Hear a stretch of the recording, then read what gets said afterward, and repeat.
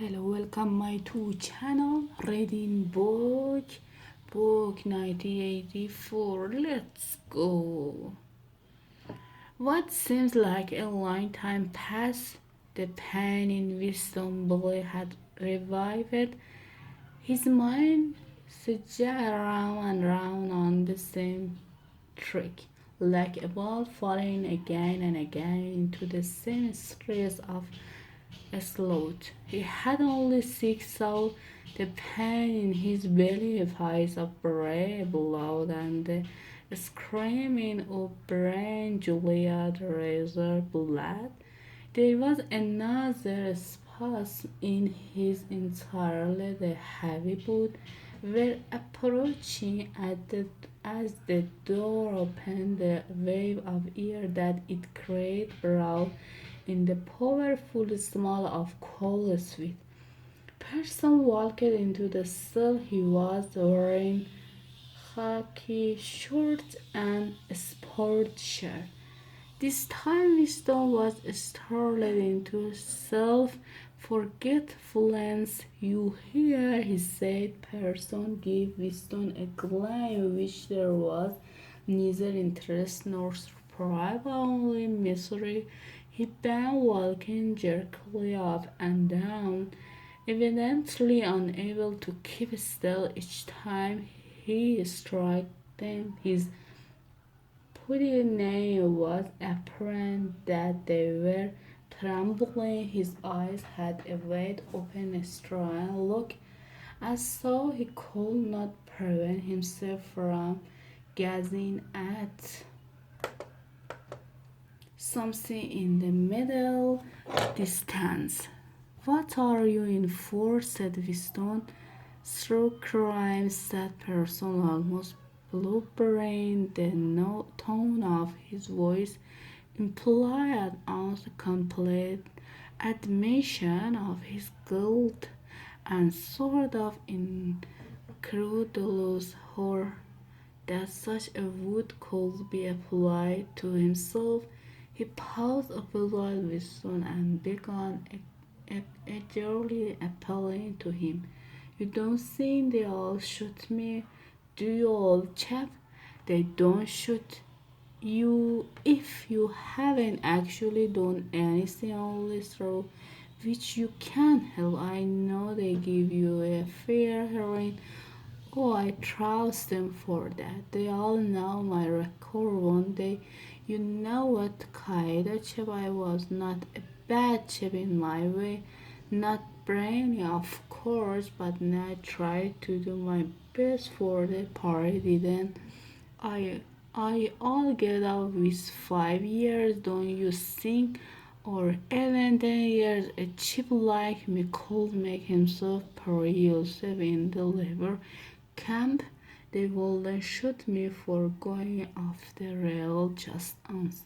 Are you guilty? Said Weston. Of course I'm guilty, cried Person with a savage glance at the telescreen.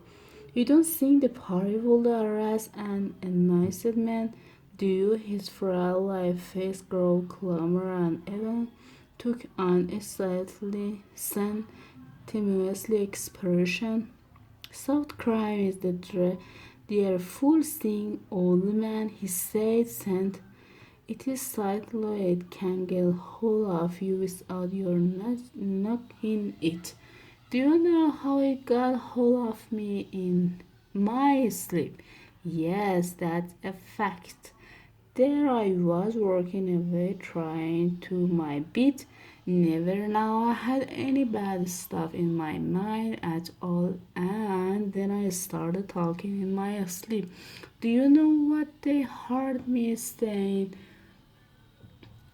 Hey, sang his voice like someone who apologized for medical reason to utterance up second down.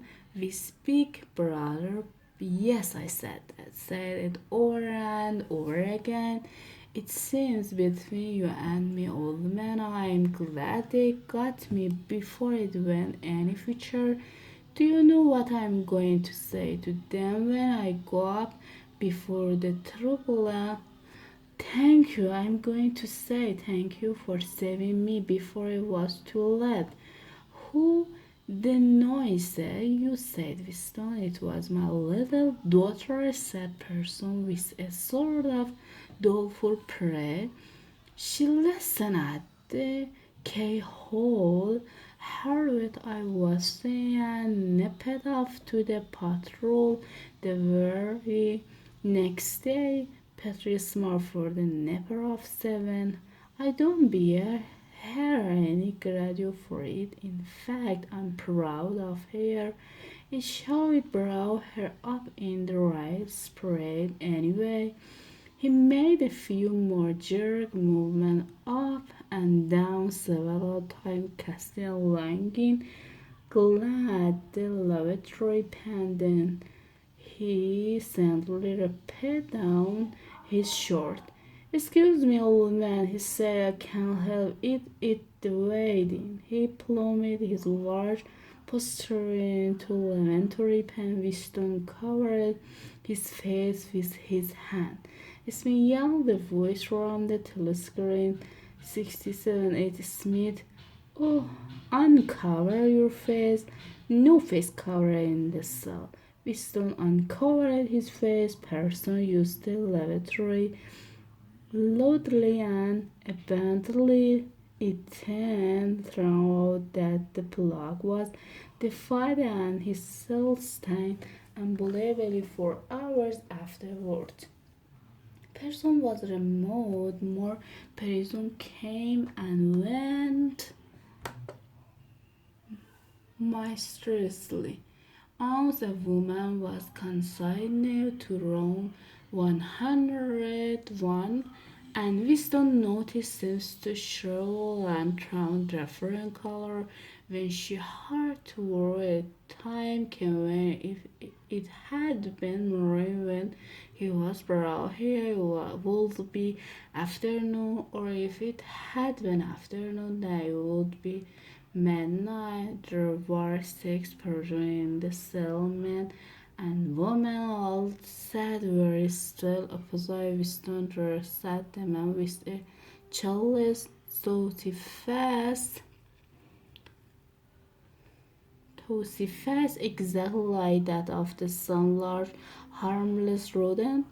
His fat, motley chicken were so punched at the bone that it was difficult not to believe that he had a little store of food stuck away here. His plague gray eyes flitted thoughtlessly from face to face and turned quickly away again when he caught an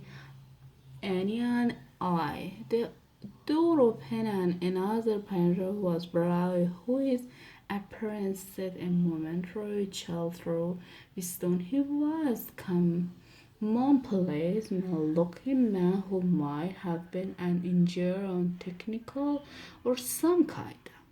But what was struck was the emaciation of the face. It was like a skull because of its thickness, mouth and eyes looked disproportionately large, and the eyes seemed full with a murderous, unapprehensible hatred of somebody or something. The man sat down on the bench at a little distance from Winston, did not look at him again, but the skull-like face was as vivid in the mind as so. It had been stricken from his eyes. Instantly, he realized what was the matter. The man was dying of starvation. The same thought seemed to occur almost simultaneously to everyone in the cell. There was a very fine stripe all the way around the bench. The eyes of the chainless man kept floating toward the skull-faced man, then throwing guilty away, then being gradually back by an irresistible attraction. Presently began to fight on his seat At last he stood avidly clumsily across the sofa, dragged down into pocket of his overall, and with a basher allowed the grimy piece of bread to the skull-faced man. That's enough. Goodbye.